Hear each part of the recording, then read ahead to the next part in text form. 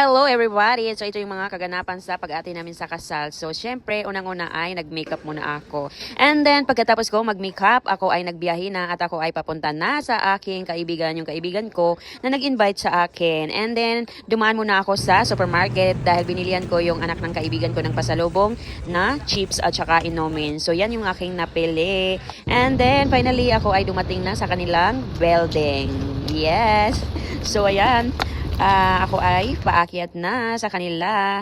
And then, alam nyo ba, ang nagbukas sa akin yung anak niya. Hello, baby boy. You have chips. You like chips and juice? Take your chips. Come. Don't you your don't you your baka ma-violation tayo. Yala, don't be shy na. What you will see? Say thank you, tita, thank you. Thank you, tita. Ating ibusa. Ating ibusa. Ano yan eh? Ate- Wala yung iba dito. Kiss, tita, kiss. Kiss. Ano, kiss, Kiss, tita. Yala. Kaya. Kaya man. Kiss, tita, kiss, kiss. Ano, yung pakakisin, mambo. So finally, tapos na kami.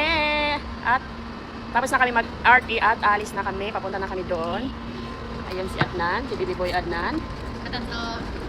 Huwag na ka. Isali mo pa yung Haris. Magalit. So ayan na, mag-vlog din yan.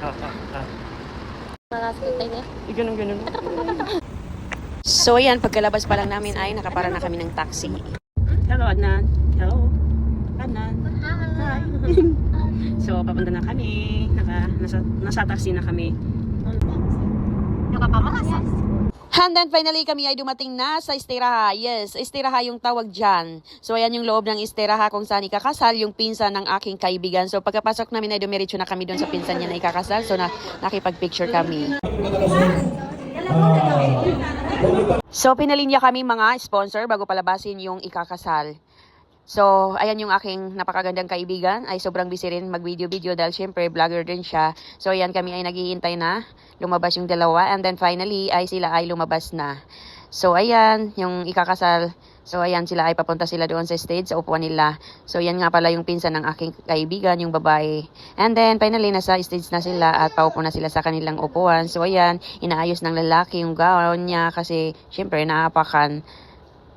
Pagkatapos magsalita ng bawat kapamilya ng ikinasal about sa family background is kainan na. So, hindi na ako nag-video doon sa mga nagsalita. So, ayan, kami ay naglinya na at kukuha na ng pagkain namin. So, itong kaibigan ko talaga sobrang busy sa pag-video. So, ayan yung super cute na cake nila. And then, mga pagkain nila na sobrang hanghang. Pero masarap naman. And then, pagkatapos namin kumain is picture taking naman ng kanilang mga kapamilya.